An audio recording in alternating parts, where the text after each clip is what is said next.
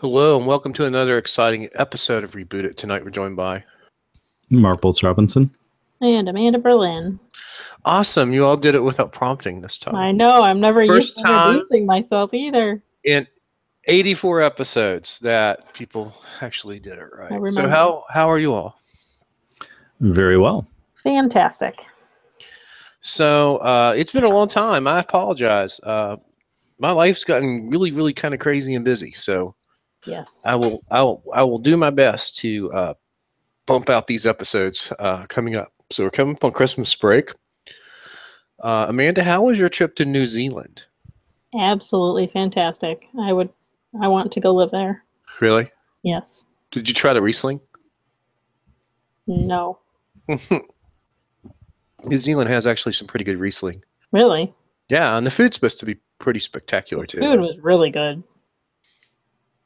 Yeah, Did you go to the Hobbit Hole? I did not. All the tours were booked, and I found like other stuff to go do. Mm-hmm. I swam with wild dolphins in the ocean. And they didn't try to molest you or anything? Not me, but they did try and molest one chick. It was hysterical. Yeah, I saw that episode of King of the Hill. Yeah, it's a real thing. But yeah, the swimming with the dolphins was probably one of the coolest things I think I've ever done. They had a really good B-sides, even though I don't know that they're going to have it again. No, really? Running a con is hard. It is. Very hard, and that was the first time any of those organizers had run one. Yeah, it's kind of like running a restaurant without ever running a restaurant before. Right. And yeah, I'm not positive they're going to do it again, but it was one of the best B-sides I've been to. That's a shame. Yep. And you left. I saw you at Secure WV HackerCon, and then you go straight home and packed. I had already packed before I went to HackerCon, Okay. and then went straight home, which is like a 6-hour drive. Yeah. Spent the night at my house one night, and then the next morning left, and then traveled for 26 hours or whatever it was. That's like one of the longest flights. Yes. One of the longest legs in the world. Yeah. And then also, like, I decided that I wanted to rent a car when I got there. Mm-hmm. Because I was there for 8 days, and I don't want to really rely on anybody else to take me around anywhere. So after like 26 hours of travel, I hop in a left-sided car for the first time ever. Wrong side of the road. First time ever doing this, ever getting it by myself, driving in a new country. I've never left the States before. Very stressful. I never got in the car again until I had to take it back to the airport.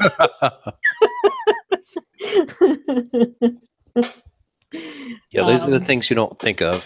Yeah, it was stressful, but I don't think I can do it. The rest of the time was pretty amazing. I'd definitely do it again if it weren't for if I had to pay for my own flight, maybe not. But well, we hired a guy who was living in New Zealand a couple years ago, and we flew him here for 24 hours. So he took this 26-hour flight literally for one day of interviewing, and then had to get back on the plane and fly back. That sounds like a disaster. I'm sure. We ended up hiring him, thank God, after putting him through the ringer. Right. But yeah, that's a very long flight. Mark, you've been doing some traveling. You have any hacker travelogue stories? I don't know any particular stories. I did go to Jakarta, Indonesia about a month ago for 4 days to teach a class on incident response. Awesome. And that was a lot of fun. Yeah. I'm going to be going to Bangkok, Thailand in January, and then Sydney and Melbourne back-to-back in February. Oh, wow. So I'm going to be logging lots of good miles. Yeah, that sounds like fun. I don't get to travel much. I went to Charleston the other day. Anyway. So I'm going to put you all on the spot. We will talk about upcoming conferences. So I have a very important question for you. It's kind of cliche this time of the year. So what's your predictions for InfoSec for next year? Amanda? Everything will still be massively broken. Hackers from China and North Korea are going to steal stuff and break into things. And we'll find even more shit on the internet that isn't supposed to be there. But I thought the blockchain and AI was going to save Oh my us. God. Blockchain. That's an iced tea now. I saw that. Blockchain iced tea? Yeah, their stocks like quadrupled when they changed their name. That's crazy. Hysterical. So let's talk about the upcoming conferences. We've got ShmooCon. Yeah. January 19th to the 21st in Washington, D.C. And good luck getting a ticket, as always. I got my ticket, but because our podcast is sponsoring it. Yeah, well, yeah. If that's the only way, I'd probably get to go. If I really, really, really wanted to go, I might find some. I would encourage folks that are in the DC area to at least stop by the hotel. It's always useful for like LobbyCon, BarCon stuff too. So it's a really good LobbyCon. Yeah. They've got a great setup because half of the lobby is a bar, and that's where everybody hangs out between sessions. So. I understand they've remodeled, and it's really? Yeah, last year was a disaster. Yeah, they've remodeled, and it's supposed to be smaller and different. And I'm sure there'll be a lot of whining and gnashing of teeth. The first time I went, they weren't in the Hilton. They were downtown, next to the near the Capitol. What was this? It was a Sheraton. It was a Hyatt. It was about half the size of the Hilton, and we were packed in there like sardines. And then about 3 or 4 years ago, I went for the last time. It's just hard for me to travel. That's the beginning of school. Yeah. So it's just beginning of semester, a bad time. So I haven't been for a while. But yeah, you definitely. It's a different conference. It has a different feel. I think just being in DC makes it kind of a cool conference to go to. Yeah, I do like DC. Satcon also sold out, May 4th to the 5th in a secret location. I don't even tell where it's going to be. Yeah, that's had to have been sold out. It's not even 2018. Mm-hmm. Besides New York, this is January 20th, 2018, same time as ShmooCon, besides nyc.org. Does anyone know if CFP is open or tickets are still available or anything? I have no idea. Don't know.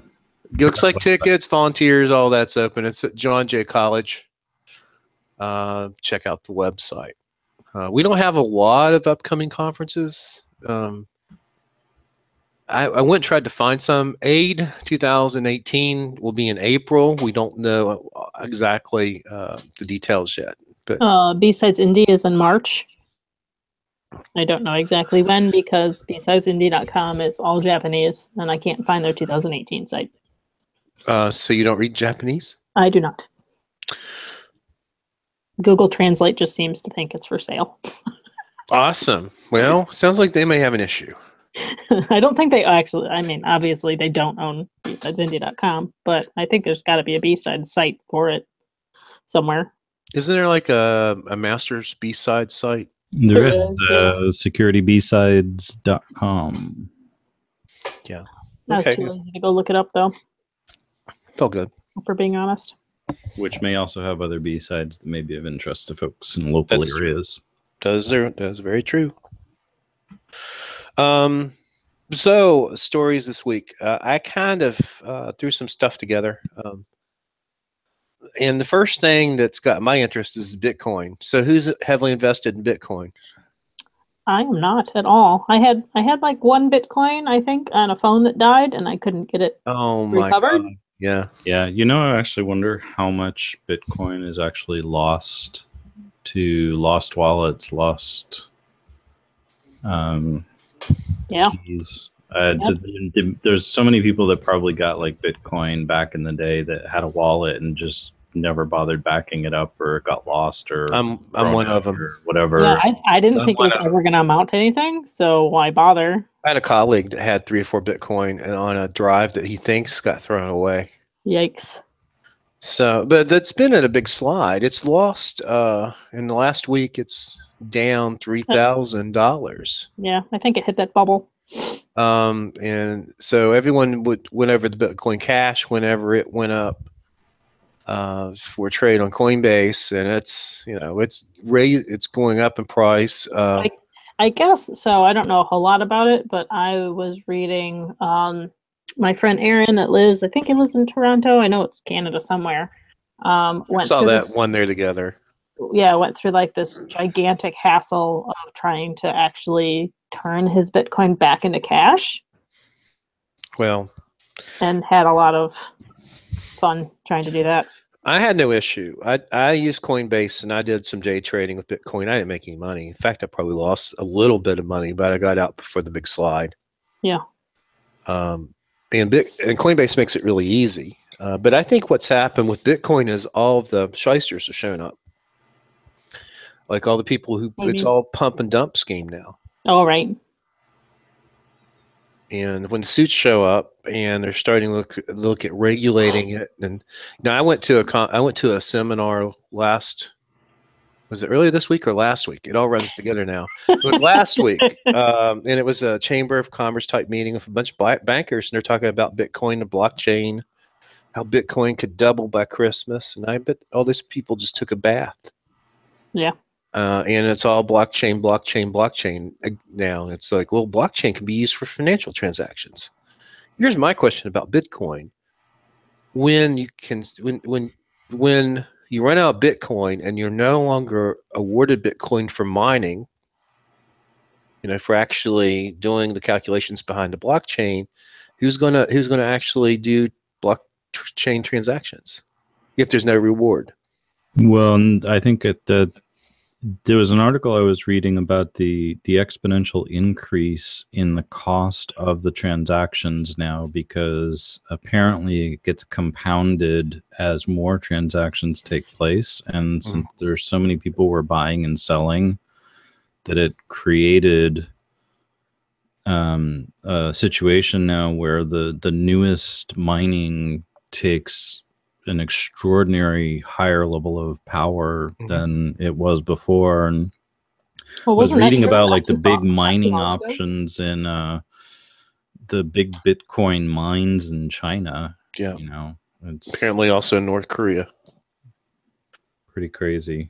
But it was funny because I had some non-technical friends on Facebook that had posted about how to get into Bitcoin, and there were some people there when I posted about one person posted who was totally not into technology, that Bitcoin was totally fake. It was a conspiracy by Amazon. I haven't heard that one before. It was totally amusing to me, and I was like, no, where did you get that idea? And they just basically said I was an idiot. I must be mentally retarded. So I was like, okay.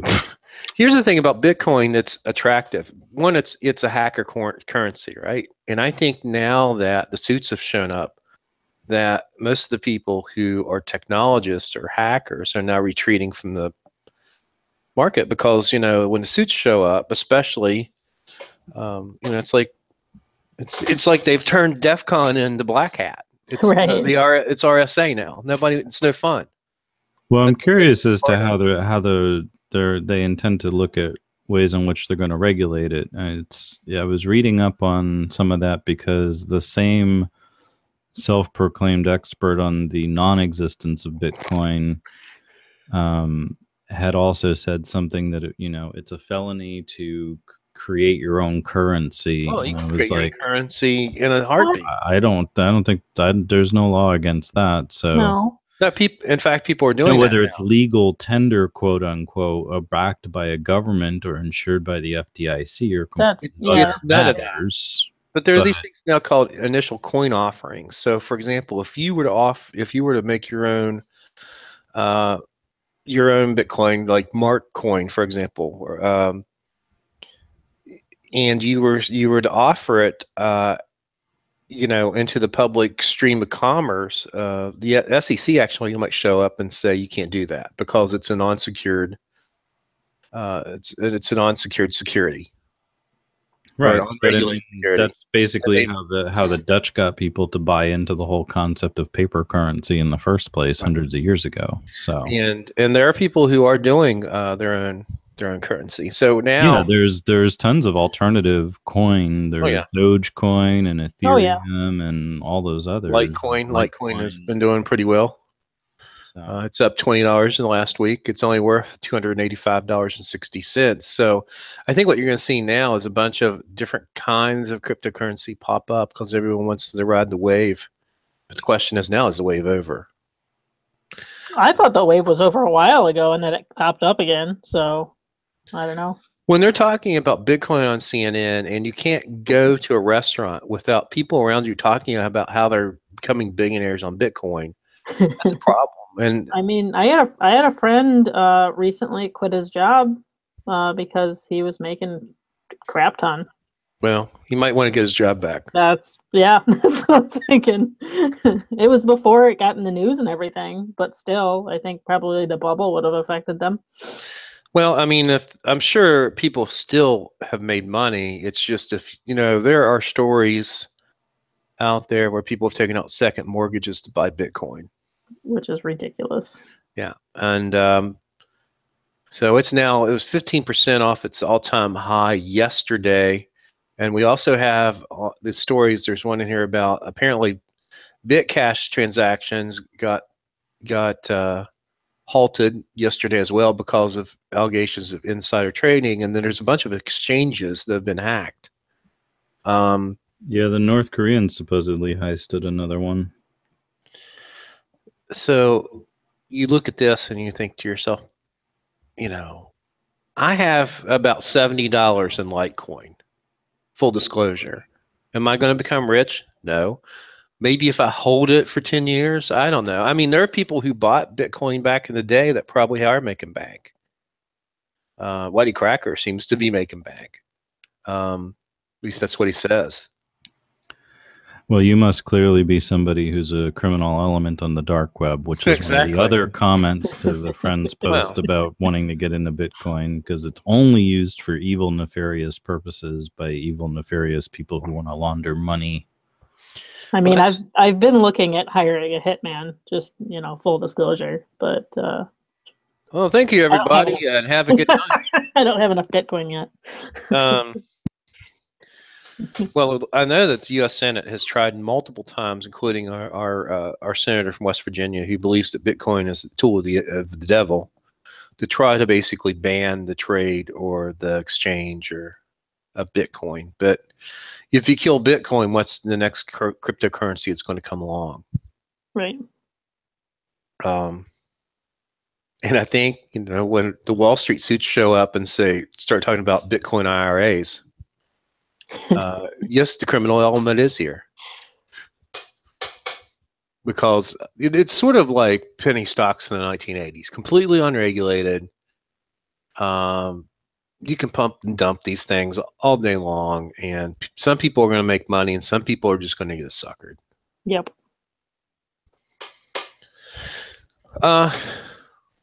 So, in all honesty, I do want to talk about the blockchain. So, do you all think the blockchain is useful in any way at all?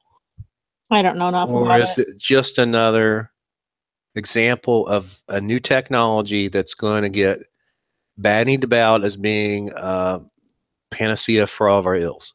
I think it's already being bandied about as a panacea for all of our ills. I think the clearest sign of that is that you've got two people on the podcast who do this for a living, and we'll both freely admit that we don't know enough about it yet to know what the actual implications are. I mean, can it solve some problems? Probably. But will it solve everything? Absolutely not. We already know that. So, I'm sure there are people looking at ways of attacking blockchain. or breaking blockchain. And if you're a government with quantum computer, I'm sure it's pretty easy to throw those calculations off kilter. Yeah, I mean, I get the idea of the public ledger and everything, and it sounds like a pretty sound concept, but we know already, all of us, listeners as well as us here on the podcast, that the first rule of any kind of system is there's no such thing as a secure system. Right. So moving on to the next story, apparently Malware Tech did not write WannaCry, but North Korea did. So does that mean he's off the hook? I don't know. I mean, it's really odd to me. It is odd to me that, does that mean he's off the hook? I don't know. Or does it mean that he's working for the North Koreans? Oh, man. Dun, dun, dun. He's actually said that publicly on Twitter. He's like, does this mean I was working for the North Koreans? Because he doesn't know when to keep his mouth shut. Right. I mean, but do any of us? No, that's part of the issues with our community. You're not only wrong, I'm going to tell you how wrong you are until I'm blue in the face. Yep. So is anyone really surprised that the White House has come out and held a big press conference to say North Korea is responsible for WannaCry? Well, of course they want to say it was Rocket Man. So this is just another part of foreign policy chess. Yeah, I mean, I don't know. He's playing checkers. He's not playing I would chess. love to see their rationale for that. Like, what data do they have on the initial deliveries? Because the largest amount of its spread, it was definitely a chaotic system. It was obviously leveraging tools from the NSA, which is North Korea. It's kind of a nice, something to throw in your face kind of move. To use our tools to do that. But I've participated in a number of incident responses that involved WannaCry this year. And looking at it and looking at the samples and everything, I don't see anything in and of themselves that's conclusive, but it originally had to have like a phishing type element or drive-by download type payload that got it started somewhere, and I'm curious as to how they did that analysis to determine that North Korea was the ones who did that. Wasn't all attribution basically a dice roll at this point? Yeah. And who's paying the most money? Attribution by the government, I trust even less. Well, it's it's a lot of attribution is bent to the will of foreign policy. Do we hate a certain nation state? Well, let's blame them. Is that considered a conspiracy theory if it's more likely to happen than not? I don't know. Well, I'm curious as to what usually what the means, motive, and opportunity, right? So what was the motive of that? Like, what did they accomplish by doing that, really? What's the motive of the Sony hack? It's the same thing to me. And the Sony hack, the one where they used the wiper software, and it was also used in an attack against South Korean banks. That looks like a bunch of scripty kiddies. Doesn't look like a nation state. The leveraging, that's the thing that gets me about like the Sony hack. The leveraging, because somebody used a tool that was used by somebody else does not mean that same other person did it. Like, right. Great. Just because, trying to think of a good analogy here that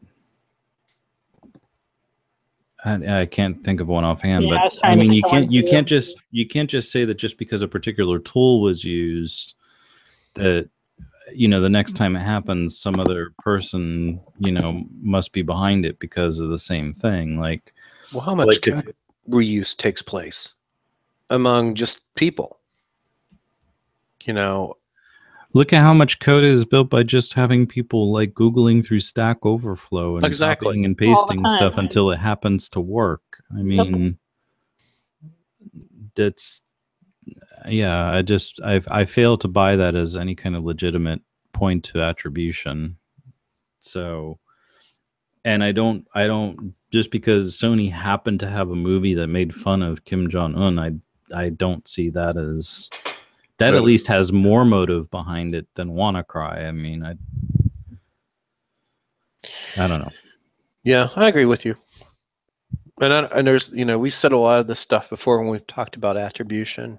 And there's companies making billions of dollars on shitty attribution. Not mentioning Indian by name.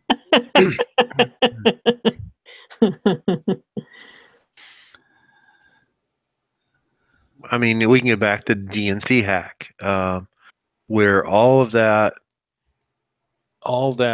digital forensics evidence was done by not the FBI, but an outside company. He was like, yeah, it was Russia. Well, how do we know that? Well, we'll write you a report. They never actually saw the primary evidence. Never touched it. The FBI labs. And then they ended up basing, national security decisions, policy decisions off of that private attribution. And that's what concerns me. Not that it wasn't the Russians. At this point, it looks pretty clear that, it couldn't have been anybody else. It's probably, not Russian hackers, but somebody that was paid to do it. Well, and there I can buy a completely sound, legitimate motive, because we know politically, like, Putin's goal is to disrupt Western democracy, period.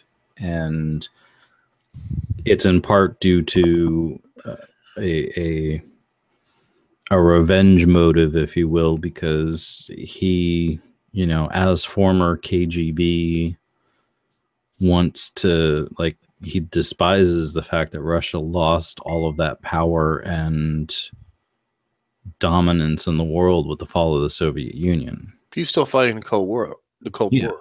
Yeah. And unfortunately, none of the rest of us are. Yeah, exactly. Yeah, Ronald Reagan would be rolling in his grave if he knew what was going on right now, especially inside the Republican Party. But anyway, not to get into politics. Man, I was roped into a political discussion on Twitter the other day, and I had to close it just because somebody tagged me in something. It was horrible. Yeah, I ignore people who tag me and stuff anymore. I spend less and less time on Facebook and stuff anymore. I feel a little out of touch. I mean, the last saw Amanda at Secure WV. Mark, I probably haven't talked to you since when? Since the last Secure WV. No. We podcasted since then. Probably the last podcast I was on. I'm trying to figure out when that was. It was a while back. Things got busy. Yeah, I think things got busy for everybody. Yeah. So Facebook, as if you didn't think that they already knew enough about you. Yeah, the whole automatic tagging thing, I thought they were already doing that. Why is it now an issue again? I don't know.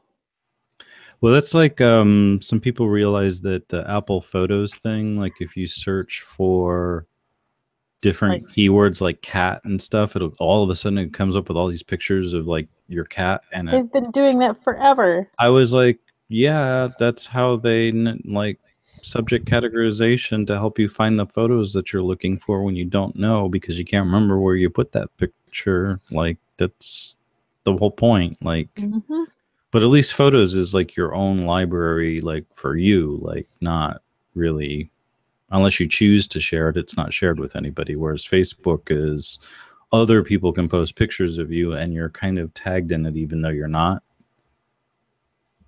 Right. So that's, I think, where this gets kind of creepy. And the mistagging is pretty funny too. There's some friends of mine.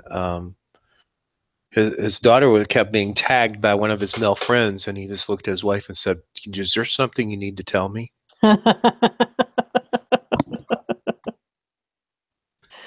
Yeah, my younger two sons' Facebook messes up all the time because they look so much alike.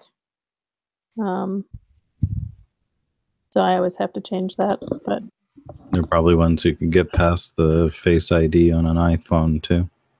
That'd be interesting to try. I should try it. Is the facial recognition is only on the 10 though, right? Yeah, it's only on the 10 currently. Yeah. It'll be coming to other phones probably next year.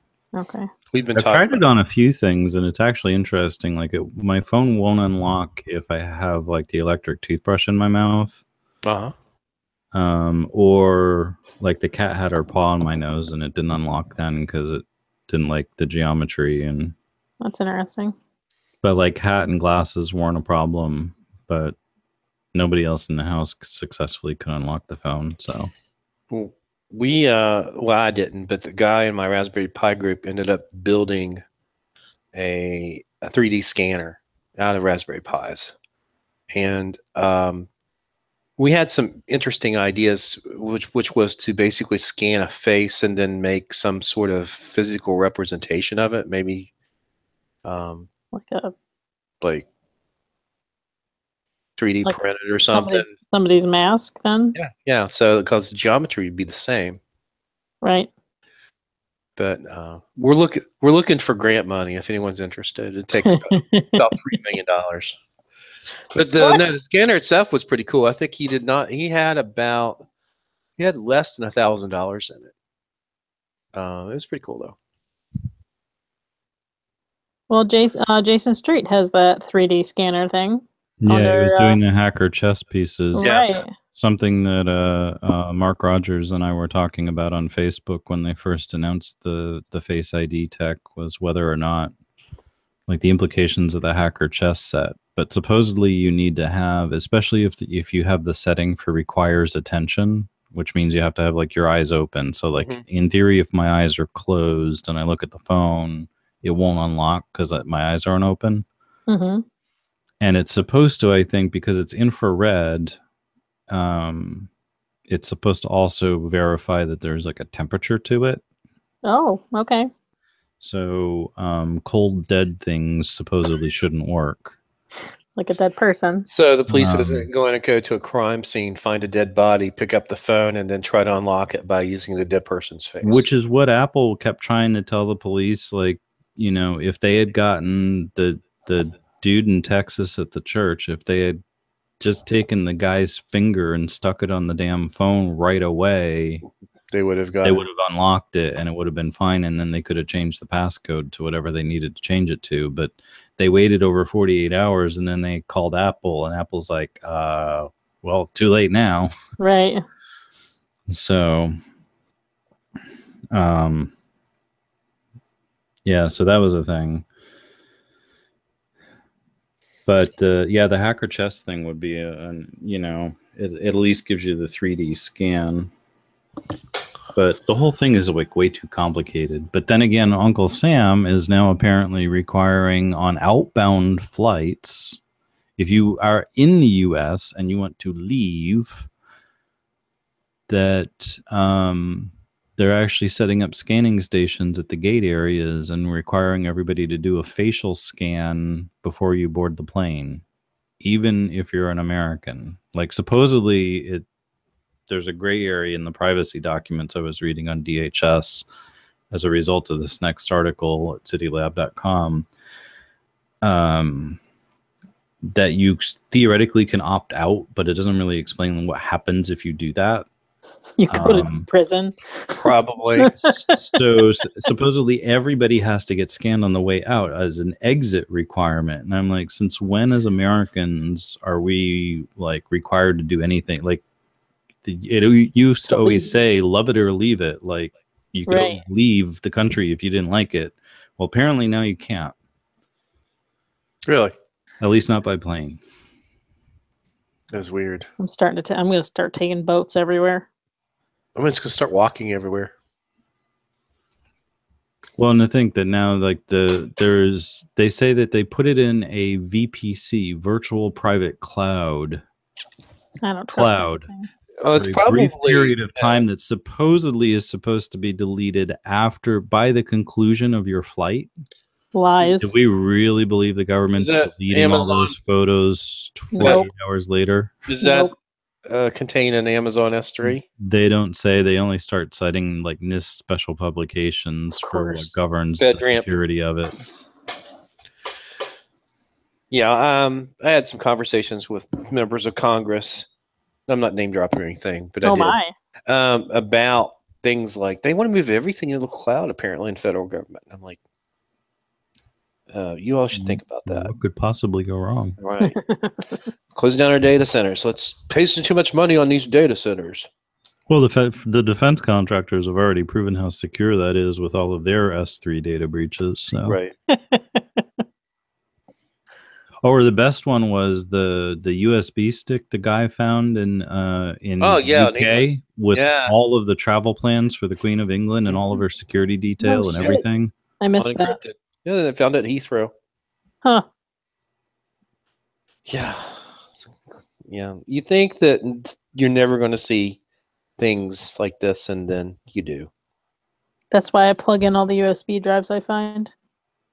I do too. VM. Yeah. I found one the other day in America. I bring them all to secure West Virginia and plug them into. Secure this, West Virginia. But it was just pictures of an old lady. What? Bizarre. It wasn't anything good. She was alive. Was she clothed? She was just old. Yes, she was. Okay. Clothed. I was hoping to find something good, but yeah. Well, students will leave thumb drives all around all the time, and they're always pretty boring. Bunch of assignments and shit. Lame.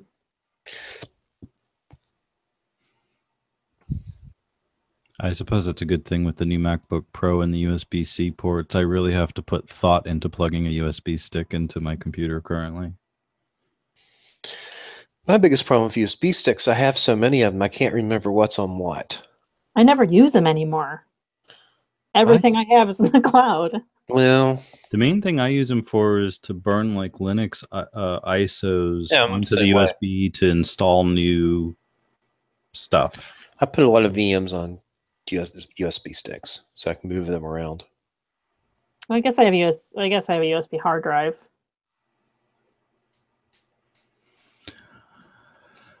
Probably not as slow as the iPhone slowdown blamed on controversial fix for aging batteries. Did you want to scream it's true about that? I knew it. Did you just want to scream I knew it whenever you saw this news? Well, the thing is, like, yes, I knew it, and at the same time, I also don't care. Like, I've seen what they tried to do, I think, was admirable in the sense that at least they're prolonging the use of the phone. Right. Like the second article is even titled "To Keep Them Running as Their Batteries Age," and I've seen a number of people who, like their Samsung or alternative Android device, after a year and a half, they basically have to throw it away because it won't even power on and stay powered on anymore because the battery is on the fritz.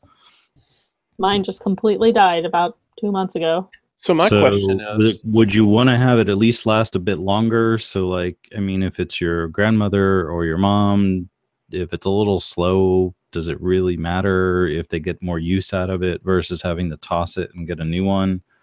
I mean, ideally, we would, as much as I liked a lot of the design of Apple stuff, I would, if every phone still had, you could pop the back off and swap the battery out. That would be great. That's what I'm thinking too. I mean, if you let's say you take it into your local iPhone repair shop and swap for a new battery, will the phone detect it's a new battery, and will it speed back up?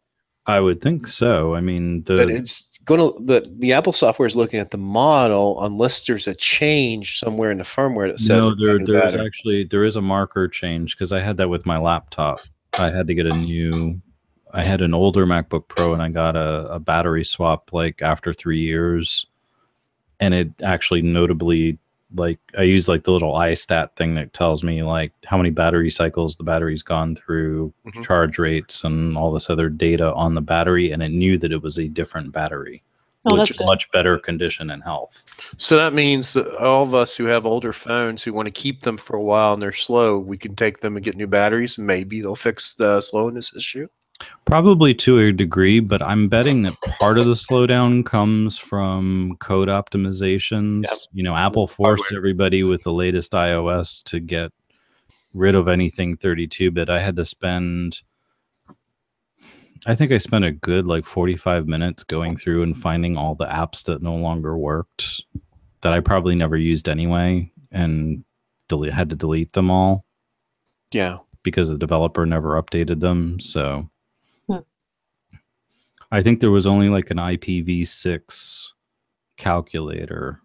That was the only thing that I actually wanted to keep that I actually had to lose. Yeah, I think I have one of those on my phone. I mean, and that stuff I know how to do on pencil and paper anyway. But it's a pain. I'd just rather not. I haven't had to do that stuff in forever. I have to do that stuff for class. Unfortunately. So, I mean, I suppose it's a trade-off, but, and the other question I guess I have is how many people, we do a hand-me-down system, so the phones migrate through the family to some extent. Yeah. So, but even then, I mean, I don't know. Well, except in my family, where Blair gets the newest, greatest phone, and I get the crappy old phone. I'm not surprised. Yeah, that's how she rolls.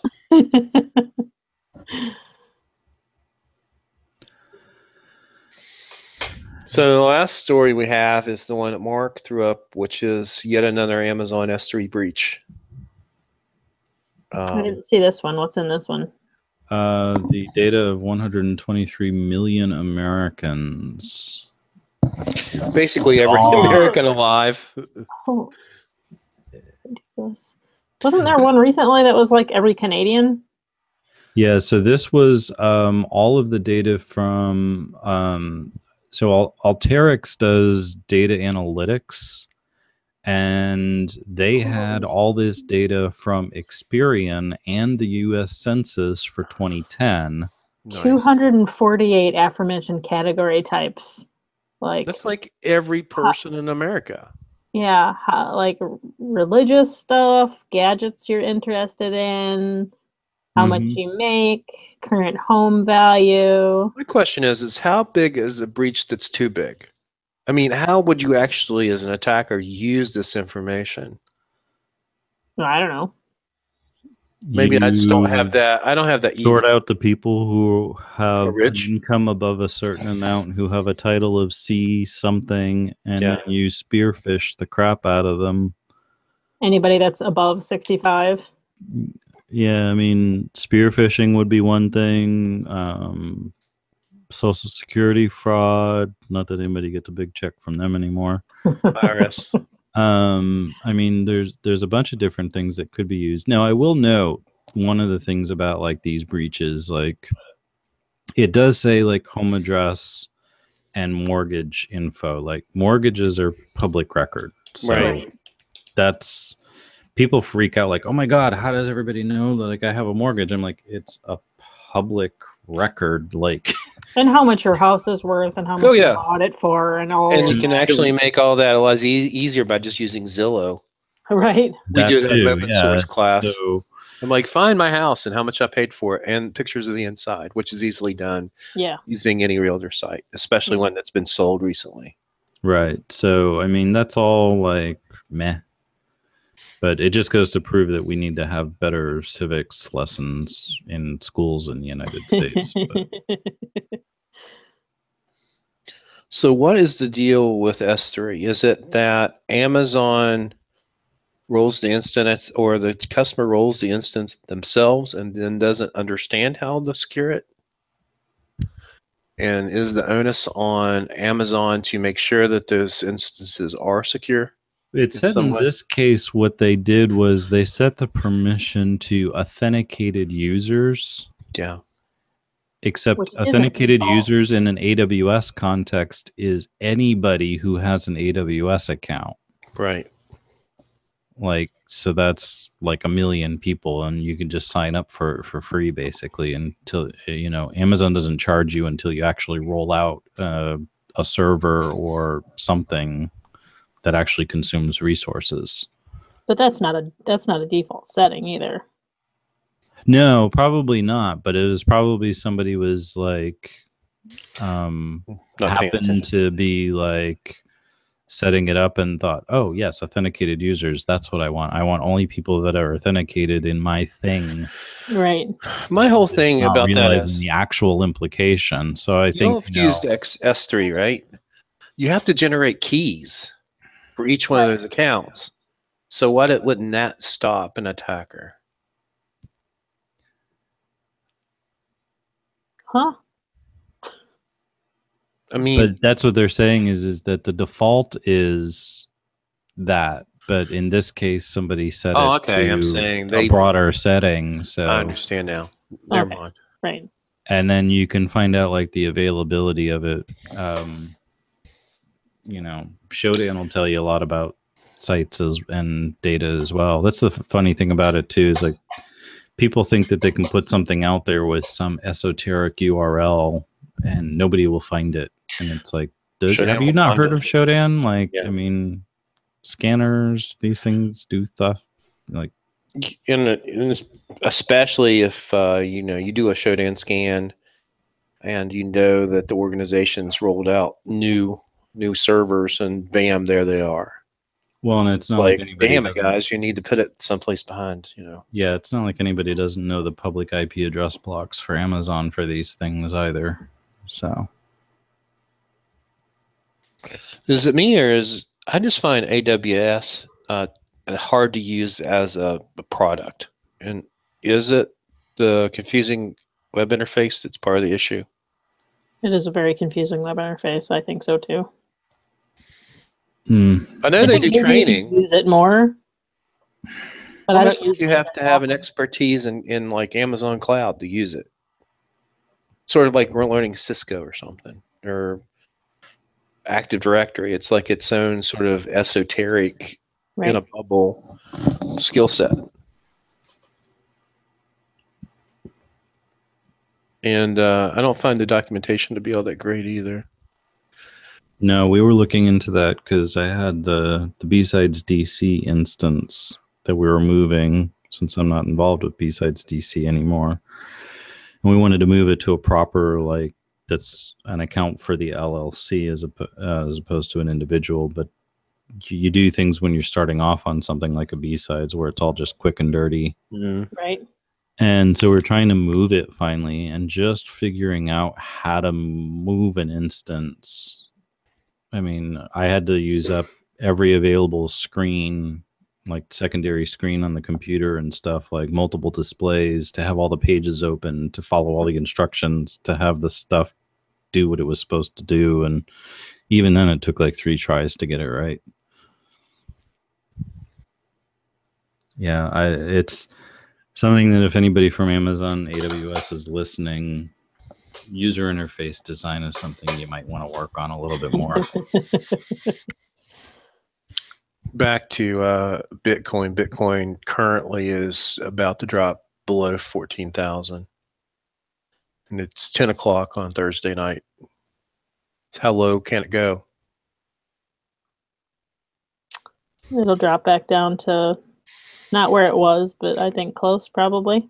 Well, there's going to be a point where it's going to become a buying opportunity. And I guess the secret is to know when that is. I think the other trick is to know when to sell. Well, I think even for those, as it's dropping down around 14,000, depending on when you bought it, you could still cash out on the positive side. Mm-hmm. Oh yeah.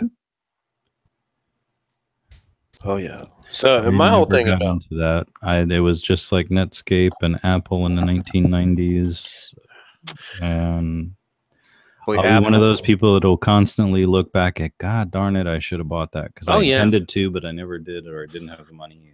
I remember I told Apple when it was like 16 or 17, buy the stock because it can't go anywhere but up, and everyone looked at me like I was crazy. That was like in 96, 95, 96. And since then, I bought a lot of Tesla stock. Did you? Yeah, and it's done really, really well over the last couple of years. I don't play individual stocks anymore. It's just easier to do mutual funds. I know, but it's fun to do stocks. Yeah, well, That's the reason cryptocurrency has been so much fun, because I've been able to day trade it and not like invest a lot of money in it. Yeah. I haven't done very well either.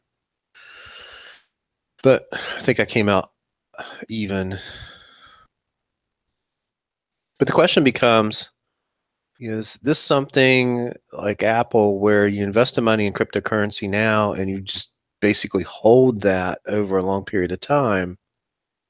Are you going to see an increase in value? It's a gamble you have to take. Or you don't have to, I guess, but See, I just don't know. I don't know. Like the whole libertarian idea of having unregulated currency. But it became an investment. It went from a way to pay for stuff to an investment. And I think that's the downfall of cryptocurrency across the board at the moment, because it's seen as an investment. Well, I think that we've solved all the world's problems today. I think so. I thank you all for coming on. Do you all have any parting words? Merry Christmas. Happy Hanukkah. Sorry, Hanukkah's over. Okay, Hanukkah's. We did Hanukkah. Happy whatever holidays are left. Yule. And a happy New Year. Did you do Hanukkah this year, Bill? Yep, we did. My knees are too bad to get the Christmas tree out of the basement, and I told Blair we'll just do Hanukkah. So we did Hanukkah. Candles are easier.